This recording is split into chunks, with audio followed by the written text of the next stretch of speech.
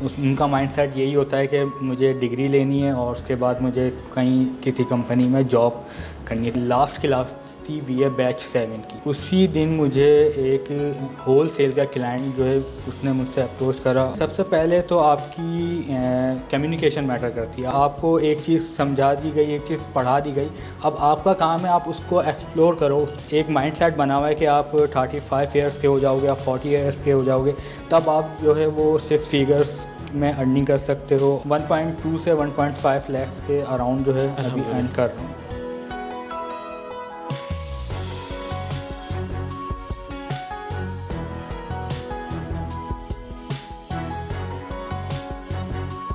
अस्सलाम वालेकुम नाजरीन, शेयरिंग ऑफ प्रोफेशनल विजडम में इनेबलर्स की सक्सेस स्टोरीज़ के साथ मैं हूं आपका मेज़बान अली रहमान खालिद। आज जो मेहमान हमारे साथ मौजूद हैं ये भी प्राइवेट लेबल बिज़नेस और होल सेल बिज़नेस के एक्सपर्ट हैं। हम इनसे ये बात जानने की कोशिश करेंगे कि PL और होल सेल में क्या डिफरेंस है और किस किस तरह से ये दोनों कामों को एक साथ कर रहे हैं, और इसके साथ साथ हम ये भी इनसे जानेंगे कि वो स्किल्स कौन से हैं जो अगर किसी भी इंसान में आ जाएं या वो इंसान उसको डेवलप कर ले तो वो भी ई-कॉमर्स से अर्निंग कर सकता है, बल्कि अच्छी अर्निंग कर सकता है। अस्सलाम वालेकुम मोहम्मद अदनान खान साहब, कैसे हैं? ठीक है। वालेकुम अस्सलाम जी, शुक्रिया, मैं ठीक हूँ। सर मुझे ये बताइएगा, इनेबलर्स के साथ आपकी ई-कॉमर्स की जर्नी कब और कैसे शुरू हुई? देखें सर, मैं नॉर्मल जो हमारी यंग जनरेशन है वो उनका माइंडसेट यही होता है कि मुझे डिग्री लेनी है और उसके बाद मुझे कहीं किसी कंपनी में जॉब करनी है। तो हमारा ज़्यादातर जो माइंडसेट है वो जॉब का होता है। तो मेरा भी कुछ बैकग्राउंड इसी का ही है। मैंने BS करा हुआ है केमिस्ट्री में और मैं रिसेंटली एक बेवरेज कंपनी में जो है वर्क करता था। और मेरी जो ई-कॉमर्स की जर्नी है वो स्टार्ट हुई 2020 के एंड में, जब कोविड स्टार्ट हुआ। कोविड जो है वो पीक पर आया, तो उस टाइम जो है मैं बस नॉर्मल जो हमारी जनरेशन होती है उसी की तरह मैं भी अपनी लाइफ जी रहा था।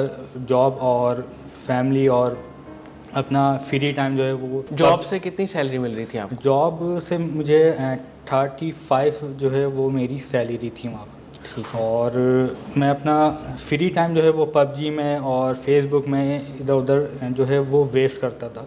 तो एक दिन मुझे साकिब अदर साहब की कुछ वीडियोस से मिली और मैंने फिर उनको एक्सप्लोर करा और यूट्यूब पे उनको फॉलो करा, उनकी बात को सुना, उनको देखा, तो मुझे वो समझ आने लगा। सही। तो मेरी जर्नी फिर वहाँ से स्टार्ट हुई। फिर मैंने वहाँ से मज़ीद नॉलेज ली, अपना EBS का एक्सेस लिया और EBS को जो है वो एक्सप्लोर करना शुरू करा। और उसके बाद मुझे लगा कि ये फील्ड मेरे लिए है, मैं ये काम कर सकता हूँ। तो फिर मैंने अपने आप को बैच 7 में जो है BA के बैच 7 में अपने आप को एनरोल करवाया और वहाँ से फिर मेरी जो है जर्नी स्टार्ट हुई। सर क्लाइंट्स आपको कितने अरसे बाद मिलना शुरू हो गए कोर्स के? सर जब मेरी लास्ट क्लास थी BA बैच 7 की, उसी दिन मुझे एक होल सेल का क्लाइंट जो है उसने मुझसे अप्रोच करा और मेरे साथ काम करने के लिए वो एग्री हुआ। ठीक है। और लेकिन कुछ मेरे साथ बाद में फिर डिफ़िकल्टीज आ गई। मेरे एक लाइफ का सबसे बड़ा जो मुश्किल फ़ेस होता है वो मैंने फ़ेस करा कि अपने फादर की डेथ की सूरत में। तो उसके कुछ टाइम बाद मैं थोड़ा स्टॉप हो गया इस फील्ड में। उस होल सेल के क्लाइंट को भी मैंने उसकी वर्किंग जहाँ तक थी जितनी कर दी थी, उसके बाद उसको मैंने दूसरों को रेफ़र कर दिया। इस गैप के अंदर थोड़ा मुझे टाइम लगा। फिर कुछ टाइम बाद मैंने फिर से जो है अपनी इस जर्नी को स्टार्ट करा और अपनी उस जॉब के साथ, जहाँ मैं बेवरेज में जॉब करता था, उस जॉब के साथ इसको कंटिन्यू रखा। वहाँ मैं नाइट जॉब करा करता था और उसके साथ इसको मैं कंटिन्यू करता गया। और जब तक मेरी दोबारा से इसके अंदर ग्रिप पहले जैसी नहीं हो गई, ग्रिप जैसी ही मेरी हो गई, तो मैंने वहाँ से उस जॉब को वाइंड अप कर दिया, स्विच कर। सर ऑनलाइन अर्निंग की अगर हम बात करें तो कौन से ऐसे स्किल्स हैं जो आपके काम आए थ्रू आउट द जर्नी?